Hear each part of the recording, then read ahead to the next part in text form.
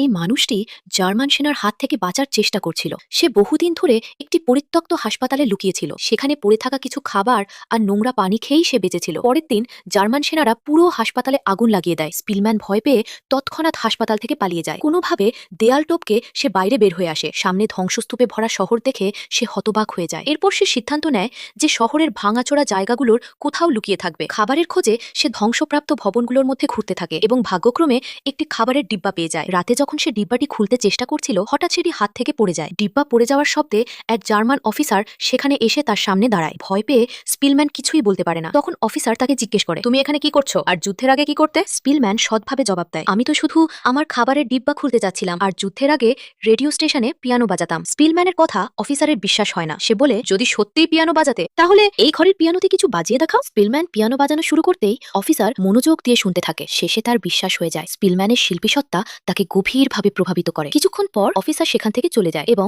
স্পিলম্যানের প্রাণ রক্ষা করে। স্পিলম্যান বিশ্বাসই করতে পারে না যে জার্মান অফিসার তাকে বাঁচিয়ে দিল। সে খুব আবেগাপ্লুত হয়ে পড়ে। কয়েকদিন পর অফিসার আবার স্পিলম্যানের কাছে আসে এবং তাকে কিছু খাবার ও নিজের গরম কোট দিয়ে যায়। সে স্পিলম্যানকে জানায় যে তার দেশ পোল্যান্ড এখন সীমান্ত পর্যন্ত পৌঁছে গেছে এবং সম্ভবত জার্মানি এই যুদ্ধ হেরে যাবে। তারপর অফিসার বলে, কয়েক সপ্তাহ এই ভবনেই লুকিয়ে থাকো, সব ঠিক হয়ে যাবে। অনেক দিনের মধ্যে স্পিলম্যান এত সুস্বাদু খাবার খেলো, সে অন্তর থেকে জার্মান অফিসারকে ধন্যবাদ জানায়। সে নিজের সঙ্গে প্রতিজ্ঞা করে যে অফিসারের এই মঙ্গল সে কখনো ভুলবে না। অল্পদিনের মধ্যেই পোল্যান্ডের সেনারা জার্মান সেনাকে পরাজিত করে। কিছুদিন পর স্পিলম্যান রাস্তায় একটি গাড়ি দেখতে পায় যার উপর পোল্যান্ডের পতাকা লাগানো। সে বুঝতে পারে যে তার দেশ স্বাধীন হয়ে গেছে। আনন্দে সে পাগল হয়ে ওঠে এবং এই সুখবর অন্যদের জানাতে চায়। ঠিক তখনই এক মহিলা চিৎকার করে বলে, এই লোকটা জার্মান সৈন্য। কারণ স্পিলম্যান সেই কোটটি পরেছিল যা তাকে জার্মান অফিসার দিয়েছিল। পুলিশ সৈন্যরা তাকে ধরতে দৌড়ায়। স্পিলম্যান চিৎকার করে বলে, আমি পোল্যান্ডের নাগরিক। সে ব্যাখ্যা করে যে ঠান্ডা থেকে বাঁচতে সে জার্মান অফিসারের কোটটি পরেছে। শেষ পর্যন্ত পুলিশ সৈন্যরা